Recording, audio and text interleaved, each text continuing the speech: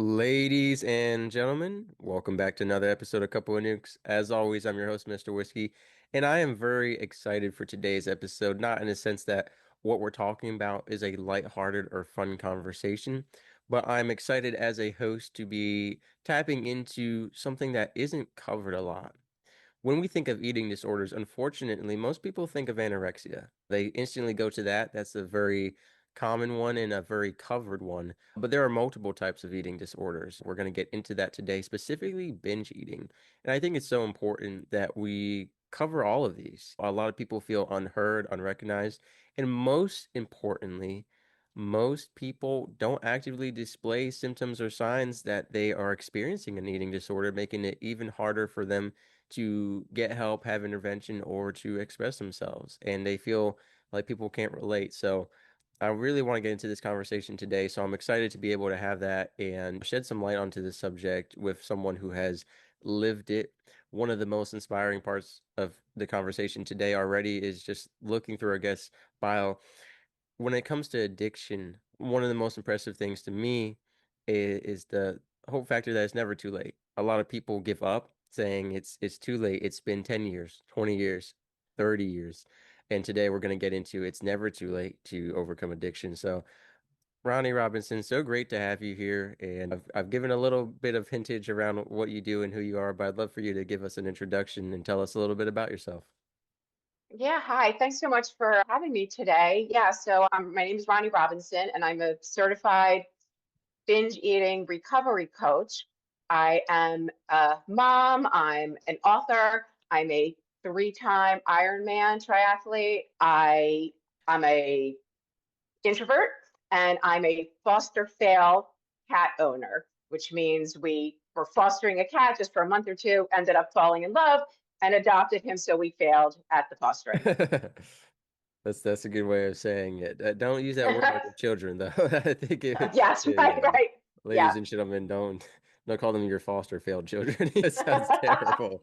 But yeah, I love my dog, and I couldn't imagine not getting attached. Even when I went to work for a hospice as a volunteer to spend time with people and relieve the families, people were like, "Don't get attached. They're terminally ill." And I really think it's hard not to get attached to someone or an animal you spend a lot of time with that you build a relationship with, even knowing it's temporary. It's very difficult to not get attached. I've tried it before. Like you try to put up these mental guards, and Right.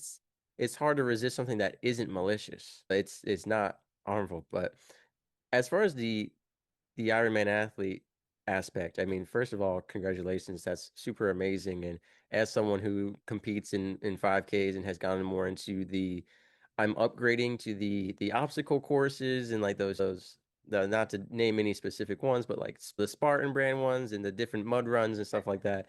It's not easy, but it is very difficult. It looks easy watching American Ninja Warrior and these Spartan runs. People are doing feats of strength like they could do it in their sleep, and it makes it look easy. People are swinging from the sky on doorknobs, and you're like, ah, I'm sure I could do that. Look at that person, but it's not easy. And so I have to ask, was that post recovery or was that while you were actively binge eating? Because I'm really curious about how that affected your ability to perform if it was during active binge eating. Yeah, well, I've always been an athlete. All through school, I was on different teams. I was always somebody, despite all the binge eating, who would try to get to the gym, and I was a runner for quite some time. But triathlon got my interest when I was about 2 years into my recovery, and it became the first time. One of the things that it really taught me is that food is fuel, and it really affects the way that you perform. And if you eat a lot of crap, you're gonna get Right. tired and you won't have any endurance and your strength, you know what I mean? It won't be as good as it can be.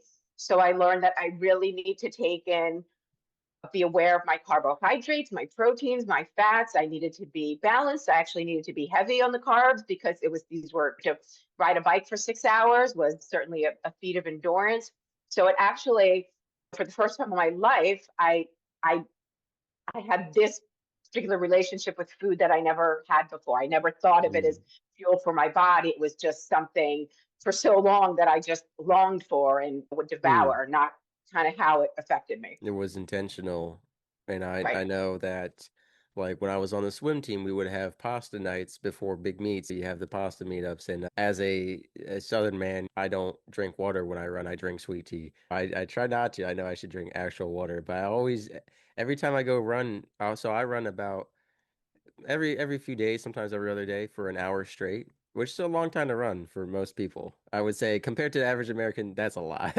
But I Tons. follow a lot of ultra marathon runners, and so they're like, it's hour 23.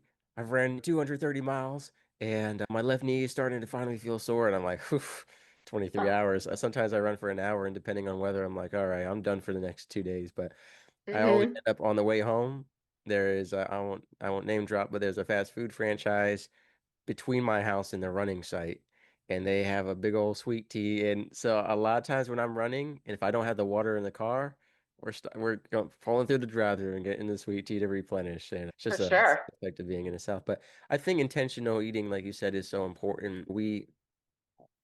It's interesting you talk about viewing food as a fuel source because really while food is a basic need, the way our society is set up is it's a fancy privilege. Like food is so commercialized and so marketed. You have all these different dining experiences. You have groups that are foodies, for foodies, by foodies. So it Yeah. is interesting how we view food. I've had guests on the show who food was a way to build up their fat armor. Whoa. And their fat armor was their Mm. emotional shield. There's a lot of things. I'm sure you've worked with a lot of individuals whose motivation for binge eating was very different, right? You look at the anorexia side, it's quite the opposite, where food is poison, food is the enemy, food is not a need, food is destructive to our self-image. I'm not anorexic and I haven't been, so I can't speak on behalf of everyone, but that's a lot of the conversations I've had is food is bad because food leads to weight gain, which leads to lower self-esteem, oftentimes in a body dysmorphic way, where these people that I've and that's a big side effect of social media is because of the promotion of filters, AI, these surgeries. I mean, there are places that every person you see on the street has some kind of body modification. It produces such unrealistic standards that children are consuming from as young as 2 years old. And so they're growing to Yeah. chase after stuff. I mean, And that's oh, all part of, sorry to interrupt you, like diet culture. Our 100%. society is just pervasive with diet culture. And like you said, when you were younger, now when I was younger, there wasn't a social media. So I can't even imagine what it's like for children now. And the thought that being thin is the way to happiness and unicorns are going to dance around your head and Right. birds and like every your world is going to be perfect if you're Right. just Pretty thin. privilege that life is easier if you're better looking, which to a degree it can be. It also brings a lot of hardships as well. There's always going to be something one way or another. I think with it, when I don't even want to judge people's choices to a degree, but I know people who have removed their ribs to get a Barbie doll look. And I mean, it hurt. Thinking about that makes me feel so sick, like physically, not like I'm judging you sick, like hurts my rib cage to even think about. Yeah. I feel like I couldn't breathe. And I know that's not how that Right. works. Your ribs don't Right. But yeah. help you breathe, but like they also do, like I wouldn't. It's just it's insane. And to the Yeah. degree of some of these surgeries, like I've seen I think it was on My Strange Addiction, maybe not. There was a show where a woman was addicted to getting her breasts enlarged. So she wouldn't full tier upgrade. She would do it one cup size at a time. And like she was obsessed with seeing the progression, which is strange, but there's a lot of stuff that social media puts like the Brazilian butt lift I think is really I don't want to say trending, but that's a very popular one right now that a lot of people are getting. I don't support it at all because to me, first of all, just from a man's perspective, I don't find it attractive as a human being in general. But two, I think it's unnecessary, and I think it just furthers the sexualization of people and making their value equivalent to their sexual offerings, which I've talked about before on the show, which is maturity and value has been equated to sexualization. And unfortunately, that's led to high school girls and even younger putting on makeup and wearing revealing clothing to feel valuable. And I'm very against the way society has put that forward. And I think, like you said, that skinny is beautiful. I had an episode dedicated to how a lot of young women, especially who are skinny, their health gets neglected because they're told you're skinny, you have everything I would want, be quiet. For me, on the opposite side, because of my weight, I was demasculized my whole life, saying, "Oh, you're too skinny to be a real man." Masculinity was equated to muscle mass or even weight. Like even unhealthy people who were overweight were considered more masculine to me, even if they couldn't perform as athletically. So it's really interesting how social media has done it. They're inundated with all these standards and a lot of false expectations as well as misinformation.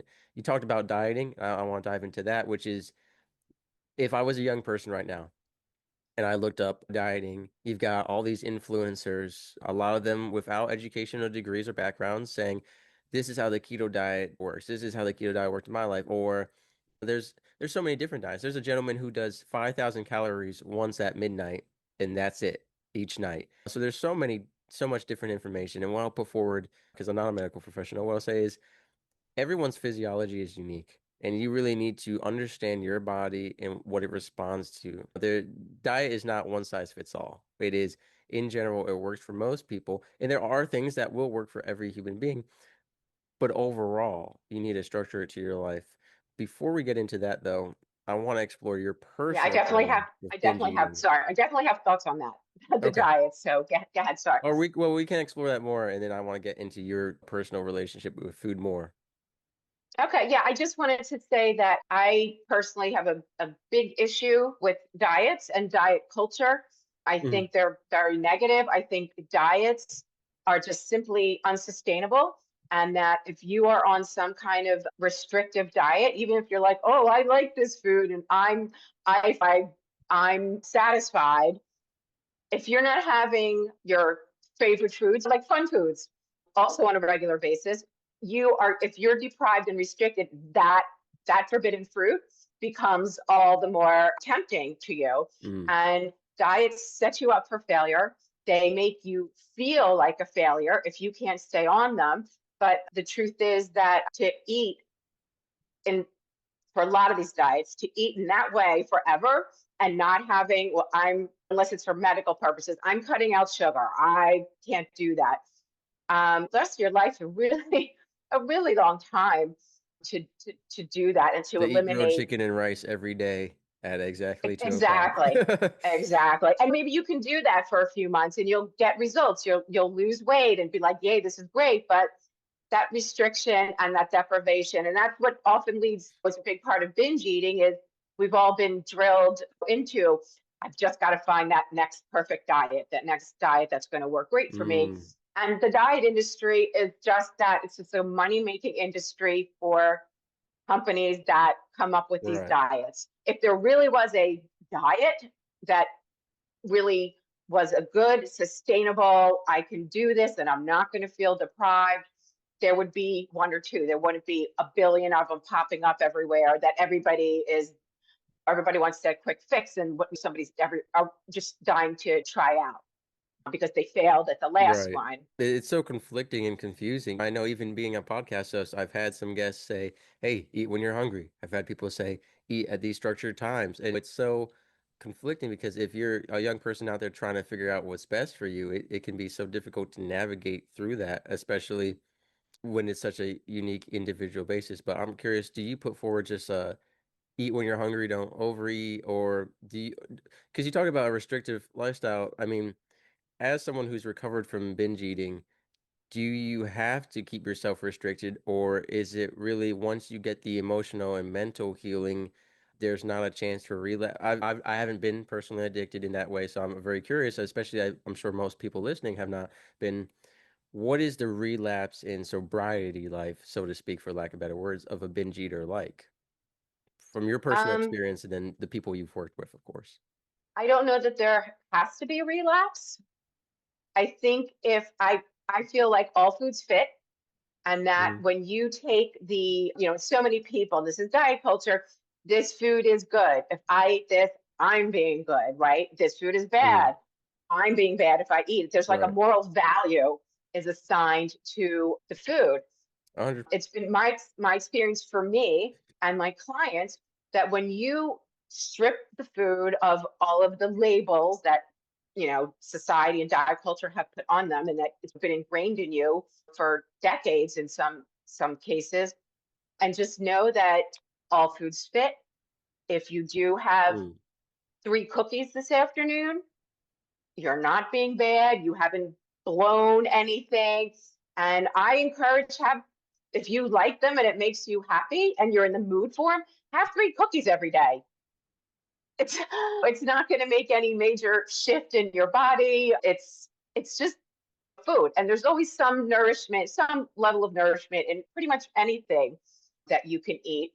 And if you take that, the label off and the fact that you need to be sneaky to get it, there's that Right. challenge. If you just give yourself permission and don't, like I said, label yourself as bad or I failed, I think that takes the power away from those foods. When you can step into your own power and realize, I'm not letting this control me and I can eat this whenever I want. And maybe after you have cookies 4 days in a row, you're like, all right, I'm going to have something else because Right. when you're allowed to have it, it's just not as exciting. 100%. And that's the same with alcohol and even relationships and everything. We always want what we can't have. And that's even on a spiritual level. You look at the story of the Bible, Satan took their viewpoint away from abundance, from everything they did have, and focused it on what they couldn't have. Because Adam and Eve had a whole garden of all kinds of great stuff. When you get focused on what you don't have, you lose sight of what you do have, and it could be something of great abundance and value. And I think with the holidays being right around the corner here at the time of this recording and even the airing of the episode, it can be so difficult for people on a diet because it is the season of sweets and treats. Really, really from Halloween until New Year's, right? You've got candy, which transition into cookies and fruitcakes, and Thanksgiving is all about eating and stuff. And I think that Absolutely. it can be difficult for people to experience and enjoy the holidays when they're trying to listen to people saying, "Hey, it's a holiday, treat yourself," but they're still feeling this shame, like, "Man, I'm cheating, I'm slipping up." And I think verbiage is so important. You talk about, I think, good and bad versus healthy and unhealthy, right? Healthy and unhealthy, the focus is on the food and also your choice as well. But good and bad, it's really about your behavior and your choices. So I think when you say you can eat stuff that is unhealthy for you compared to I ate something that is bad for me, I think verbiage plays a part. And I know that's just such a small scale thing, but No. so over time, verbiage plays such a huge impact when it gets to that societal level. So I think it's a huge thing. Just like I think it's interesting. I'm not sure how true this is, but I've talked to some personal trainers who they don't talk about losing weight. They talk about you're giving it up because a lot of people associate losing with you want to get it back, and that's why there's a high, like for lack of better words, relapse weight gain after someone loses weight, right? So I Mm-hmm. haven't studied the full psychology studies around that, but I have worked with a lot of people in neuroscience, neuroplasticity, and about how what you say to yourself and how you word things has such a huge impact. You look at positive thoughts versus negative thoughts, starting the day off with positivity and gratitude versus Mm-hmm. dread. I mean, even how it affects your ability to get out of your bed. So I think when it comes to food culture, I mean, it has just a significant impact as it does everywhere else. Yeah, I agree totally. And so when did your binge eating journey begin? My binge eating journey began when I was about 9. And if I can just for 1 second clarify what binge eating is, because I think some people might think 100%, that they know please. or they don't know for sure. Binge eating is when you eat large quantities of food in a very short period of time. It means as you're doing it, you feel out of control and you feel like you can't stop. Your fullness cues are out the window. And then afterwards, you feel terrible about yourself. You think that what's wrong with me? Why can't I control myself? I'm I'm a loser. I'm a failure. I'm going to do better tomorrow. Tomorrow I'm going to do better. I can do this. You're going to get it together and do it. And then you can't because it's not that easy and it's not an eating disorder is not a choice. It's a mental health issue. So it's just this horrible vicious cycle that you go through when you have the eating disorder. And it's also about trying to get some semblance of control. Like you were saying, an Right. anorexic, they're controlling the food and they feel superior that I can not eat this, right? I Right. have better control than other Mm. people do. And look at me, and that makes them feel better. But when in binge eating, you're controlling in a sense, but of course you feel like you're losing control over how much food that you're putting in your mouth. Mm, And there's also something called compulsive overeating, which is like the kid brother kind of binge eating. It's maybe not eating all the tons of food in one sitting. Maybe it's some here, some there. It's spread out. The feelings of being out of control are a little less intense, and that the after all the negative self-talk is a little less intense. And I think a lot of people, you're watching Netflix and you eat a half a bag of pretzels, and it's, you would say, I just binged on pretzels. Well, no, you really didn't binge on pretzels. You just had a one-off time of right. overeating. So, I mean, you need to have those behaviors I said for binge eating for, like, I think it's 2 or 3 months for it to be considered binge eating Okay. disorder. And Yeah, and is it there's no, genetic? Is there a physical aspect to it as well, or does your body get like reliant, like in a alcohol addiction, right? Your body starts to become physically dependent on it. Does your body begin to like not function, or do you have withdrawals if you don't consume a certain amount of calories or binge eat in a certain way? I don't think I don't think it, the, sorry, let me gather my thoughts for a second. And you know what, I'm sorry. Can you just repeat the question again? Sorry. For sure. So I was worrying about the physical factors in genetic because you talked about it's a mental health disorder to a degree, right? Is there are there any genetic prepositions that make you more likely to be a binge eater, or do you become physically reliant on it? Does it shift your body's chemistry or mentally where if you don't eat, you get like withdrawals, kind of similar to like alcoholism? Right. Okay. Thank you. First of all, I do believe there are studies that show that it can be genetic. I'm not sure if that, I don't know if that's obviously not for everybody. Not everybody Right. has a genetic thing, but I think that that can be the case. I don't believe that binge eaters become physically reliant on it, although some people like the dopamine hit of Right. having something that's full of sugar. But ultimately that you drop down from that and you're so physically full. I mean, I used to eat, I mean, till I was so full, so stuffed, and like beyond. And then finally, just that frenzy in your head of being upset with the food finally dies down, and you are just so physically uncomfortable. And the thought of another bite is, I can't even do that. And you're not looking to get to that part again because that part feels terrible. But yeah, the initial, a lot of people say that they think that that's their dopamine, and they don't know that they can give that up. Although they know Right. it's a terrible thing, right, to do, and they're going to feel awful soon. Right. It's like the equivalent of a hangover.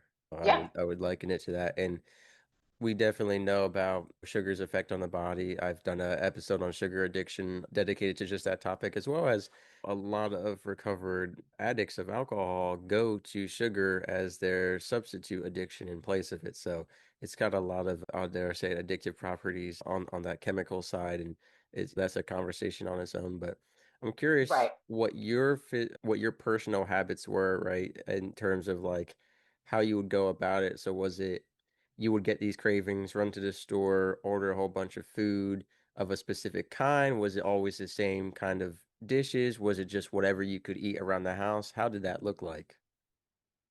Well, first of all, just to wind it back a little bit, the eating disorder began when I was about 9. My mother used to hide, and this is all by the with the benefit of therapy, right? So this, everything I'm saying is from with the benefit of therapy and looking back at it. Right, My right. mom used to hide cookies from me, Mm, and I couldn't find them. She never had a conversation with me about it. Not like, hey, Ronnie, these cookies need to last our family for about a week until I go. My mom would go to the market once a week, and things had to last with my mom and dad, brother, and I. So there's never any discussion about that. And I used right, to search the house everywhere. And that led me to, we lived right on the corner from a supermarket. And I was a latchkey kid, meaning that I came home to the house by myself after school because both my parents were working. And yeah, I would buy myself a whole package of candy or cookies or a half gallon of ice cream. And while nobody was home, I would eat the whole thing. And then I would hide, put the packaging back into the shopping bag from the market and then bury that in the trash. I didn't want to, I knew what I was doing was wrong or bad, and I didn't want my family to know. And as I got older and I started babysitting, and they would have, say, they would bake a plate full of chocolate chip cookies. And of course, you're welcome to them, Ronnie. And I would have some with the kids. And then after the kids were in bed, I would sit there and have some more. And I would try to, the way your brain goes, I would try to like arrange them back on the plate so it didn't look like that so many were gone, Right, like just right, silly stuff. Yeah, and then I got older, got a car, went away to college. So then food, the world was my oyster and all the food out there. So that looked like going to the market and just being like, what am I in the mood for? I'm going to get this candy. I'm going to get these cookies. Like I said, I'm going to get this ice cream. I wasn't buying lettuce and carrots and celery. It was mainly sweet, salty, highly right. carby things. And yeah, I would eat it in my car, and then I could dump the trash out aside from where I lived so nobody could see what I was eating. And then that evolved to, I was, just to touch upon, I married a horrible guy, and I was, oh, God bless you. I was perpetuating what I saw in my childhood with a was a domineering father and a meek mother or wife, or I should say husband and wife. And yeah, and this guy was just horrible to me, very controlling, manipulative, and gaslighting, etc. Few years after that, I married my husband. We're married over 28 years now. We have two great kids. And even being happily married, like really happily married, I was still binge eating and still hiding it from him because the dysfunctional childhood that I went through that I didn't even know was, again, with the benefit of therapy, we in our house there was no closeness, there was no sense of family. It was kind Mm, of every man for himself. My parents weren't nurturing, they weren't emotionally supportive, like the hiding the cookies, all these things that were going on, these like sort of mini traumas that gave me the message as a child, which I, of course, couldn't verbalize or process. But the message that I got from those things was, you're not lovable, and you're not worthy, and you're not enough, and you're not deserving. And I took those childhood wounds into my adulthood and carried them through. And that's right, and most addictions do stem from that, something that happened, repetitive negative behaviors in your existence that seemed normal to you at the time because that was your of normal, that was course. all you knew. But yeah, so fast forward that to being, like I said, healthy kids, happy marriage. We would host a party, and my husband, I'd be cleaning up at the end. People would help me. The desserts would still kind of be out, putting them away. My husband would go walk people outside, and he's a talker, and would be talking with them in the doorway, and I would be in the kitchen just stuffing my face with these desserts. And yeah, and he would come in and be like, "Oh, I didn't get a chance to have." And the gal, she's one of those brownies that so and so made. Where are they? And Mm, I suddenly had to make an excuse. Oh, I put them down the disposal, or oh, I put them in the trash. I sent them home with somebody.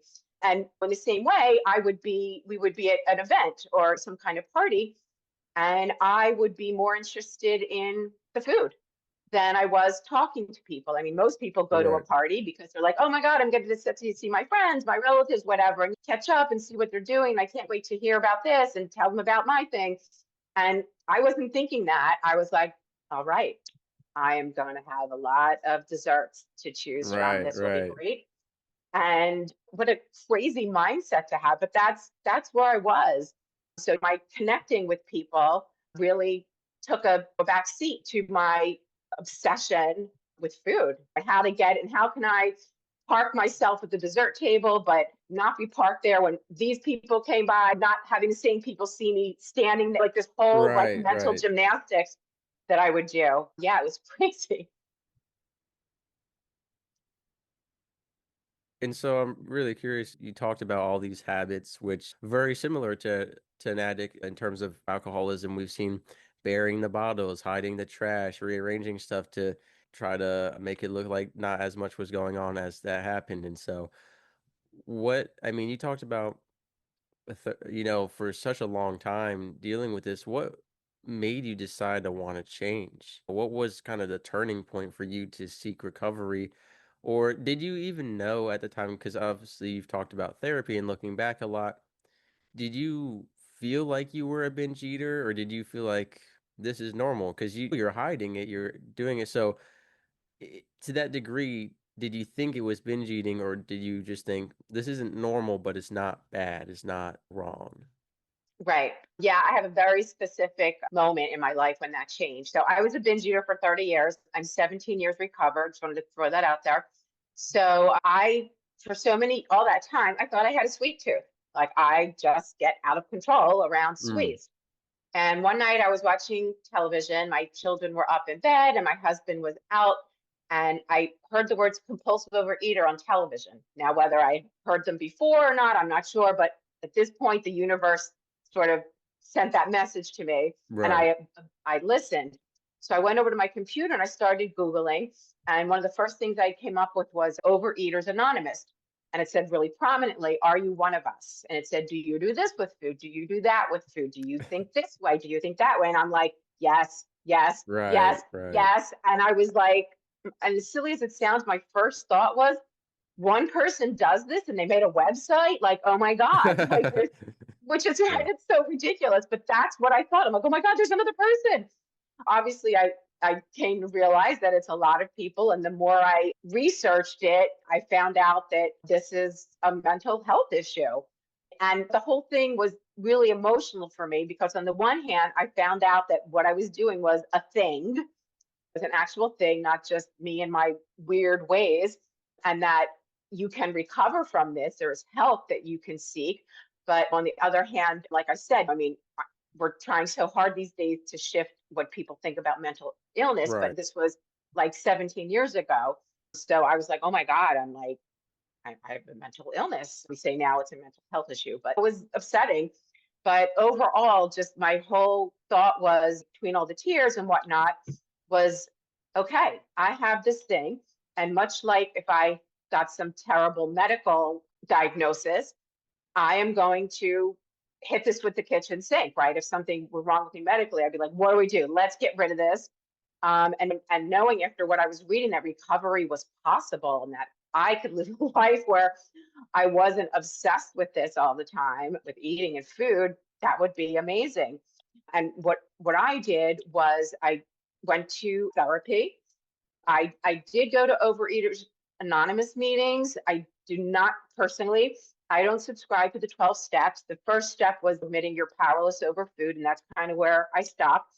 Again, my personal opinion is I didn't feel, if ever I had urge to eat something, that I needed to kind of pray away my urge and do that for the rest of my life. I didn't like that idea. That didn't sit well with me. And I didn't want to have to, hate to say it this way, like kind of work that hard forever, right? Right. So yeah, so it was therapy. I did go to the OA meetings though for the camaraderie. There were people of different sizes and shapes and different color and socioeconomic status. And I was around my people, right? And even though we didn't have the exact same journey, there was a lot of the same stuff. And Wow. there's nobody in my life who, that I was aware of, that knew any of this and lived any of this. So to be around people who actually lived through the same experiences as me was really healing. I also started writing an anonymous blog. I'm a writer by nature. And I started an anonymous blog and found community that way. That when you're out there doing that, other people Right. join in and you become like this great support group, which was nice. And I also started reading books by other people who had similar eating disorders and recovered, which is one of the reasons I don't, did we mention this? That my memoir came out about 5 years ago, and it's chronicling a lot of the things that we're talking about, and a very open and honest look at what it's like to be in the head of a binge eater, and then showing resilience and that hope, right? That there is recovery from this, even after 30 years of the binge eating. Yeah, so I mean, I wrote the book out of the pantry to help pay my recovery forward, just as the books that I read helped me to see myself in the author and their journey and what have hope for what they were doing. And so that was just that huge, that one night when I heard that and started hope compulsive overeating, which is super similar to binging. Like I said, it's kind of like the little brother.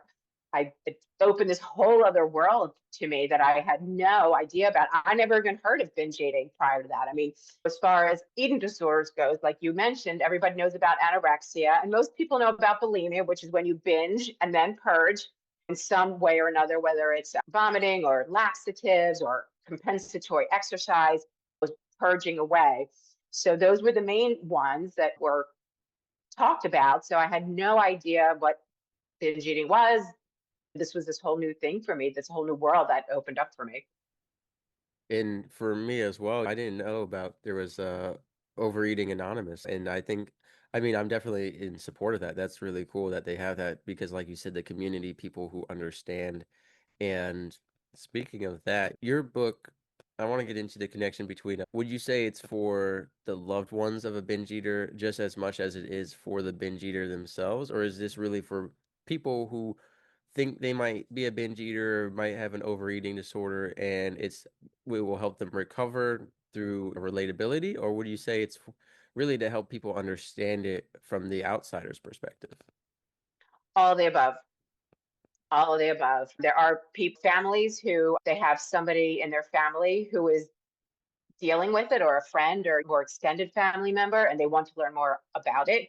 And yeah, definitely for somebody who has issues with food, they will often find, and I've been told, I should say, that it really, a lot of the things in the book really resonated with them. And like, oh my God, I could have written that book. Just to the binge eating is very shameful, it's very guiltful, it's very isolating.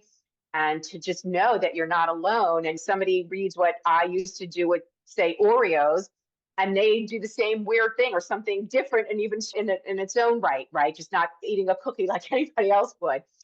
So yeah, so I'm hoping, I don't want anybody to see themselves in me, because I wouldn't wish this on my worst Mm, enemy. But yeah, but if you are suffering and if you're kind of questioning, gee, do I maybe have an eating disorder? Yeah, to read the book, and if it's resonating, unfortunately, it probably means that you do. But on the good side, there is hope to recover. And that's one of the reasons that I got certified to be a binge eating recovery coach, to pull people out of the fire, that daily struggle and that vicious cycle. I kind of feel like if I did it, and I don't have any special powers, I'm just the girl next right. door, that other people can do it too. Right. So I, based upon all my experiences and my training, I put together a program to help people stop binge eating without the use of diets or food elimination, to help them reclaim their life and to live in the present, to have their headspace be devoted to what's a people and connections and hobbies and passions around them, instead of having that headspace be devoted to food and thinking about that Right. 24/7.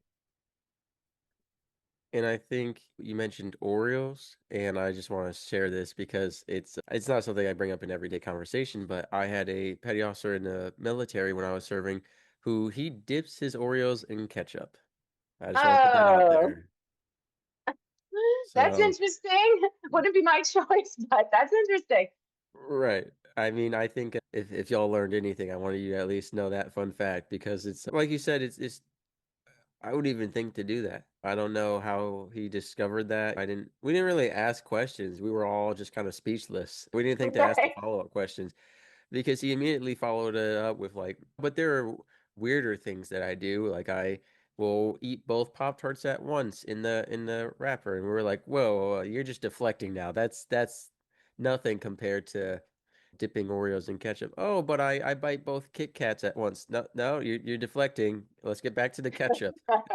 How was Right. it an accident? I feel like it had to be he's at a family barbecue. He's got hot dogs and hamburgers and ketchup on his plate, and then the dessert table. Let's see if we can squeeze it on this plate. You get a little bit of ketchup on the Oreo, and you're like, I've discovered something. Yeah, Right. Right.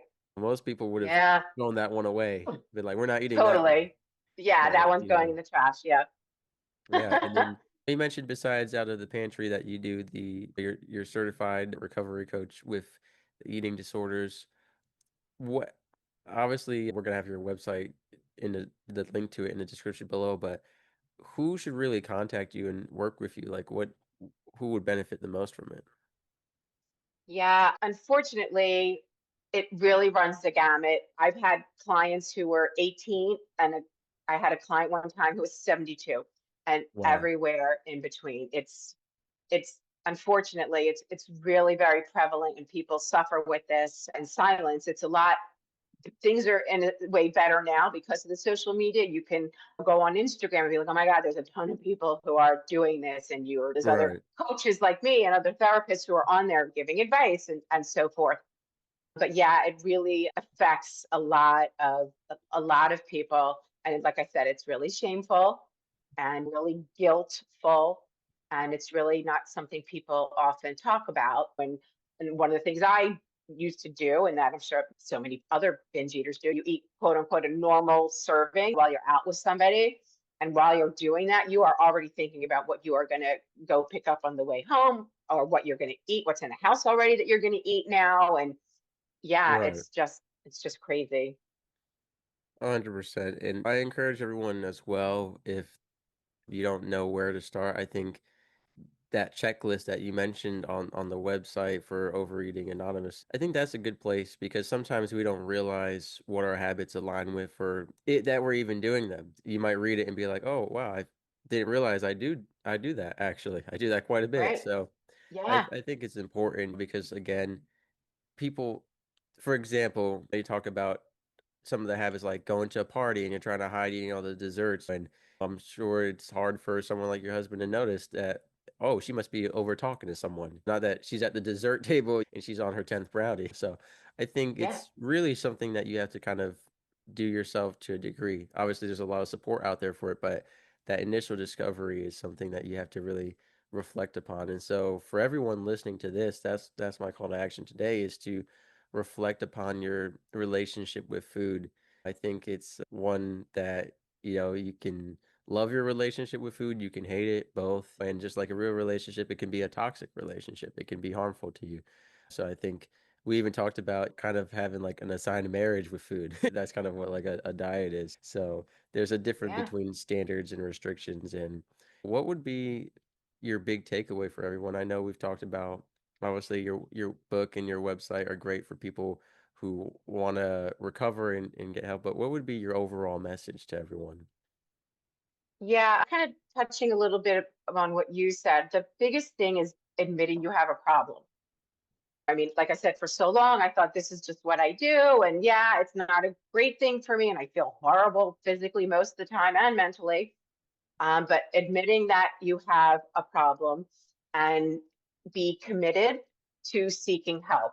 You can't do recovery half-assed, and that's the same for any Right. substance abuse. You can't be doing it for somebody else, or it needs to be from within you that you really want to change your life and not live like that anymore. And yeah, and reach out for help. And that can be a therapist, it can be a coach, it can be an online community, but also know that it's possible. I know somebody and maybe two people in my world of all these years who have recovered without professional help. It's really hard to do. It's just there's Mm. so much involved with there's the unpacking of the childhood trauma stuff and healing from Right. that. And I also would work with separating emotions from food and making peace with food and dismantling the diet culture and increasing self-care. Like those are all things that I would be working on with a client. So Mm. you need to be committed to making these changes, right? And your mindset is going to hopefully shift, and you need to be open to that and really wanting it. 100%. It's a lot more complicated than it seems on the surface, right? It sounds like just stop eating. That's probably the number one advice people would give without the full educational background. And I think it's a lot more complicated than that. That's like telling someone to just stop drinking. There are so many Right. factors that play into why is continuing to happen, why there's relapse, why there is sobriety, and why there are groups for support. So I think that's so important. So yeah, I really encourage everyone to just take a step back and reflect on your behavior, which can be difficult to do, like we mentioned. And there are things out there to help you with that between AI, different websites, as well as Ms. Robinson here. So I highly encourage everyone to take a look at your life right now and look at your relationship with food. Like we said, it could be a multitude of different ways, and we want it to be a healthy and a good way, that where you're happy and not hurting. And so, Ms. Robinson, I want to thank you for your time today. Like I said, I was super excited to have this conversation because even just talking to you and hearing about your clients and overeating anonymous, it's a bigger issue. You talked about serving people really young and people really old. And so I think it is a much more common issue. It's just not unearthed. And so I appreciate having this conversation with you as one of those people trying to help bring that conversation to light. Like you talked about a while ago, if you were told you had a mental health condition or disorder or illness, we pictured a guy in a straitjacket, like trying to get out of the styrofoam walled room. There's a scale to it, just like there is with physical health. And so I think having conversations like this is important to breaking down that instant image of being locked up to, hey, it's just like a part of life. It's a medical condition, and there is remedy and treatment. There are things you have to do, Absolutely. sometimes actively every day and Absolutely. sometimes just one and done. It just really depends. And that's why education and conversation is so important. So thank you for what you do. Absolutely. And also just wanted to add one more thing. The eating disorder is not your fault. That is such a huge, huge underlying theme. Basically, with probably any substance abuse, I would probably extrapolate that out to. But your binge eating is not a choice that you're making, and it's not your fault that you're doing it. Perfect. I think that's important for everyone to hear because, like you said, there's so much shame and guilt, and that really hinders healing. So, thank you for sharing that as well as everything we've discussed in this conversation today. And I look forward to your continued work. Thank you so much for having me today.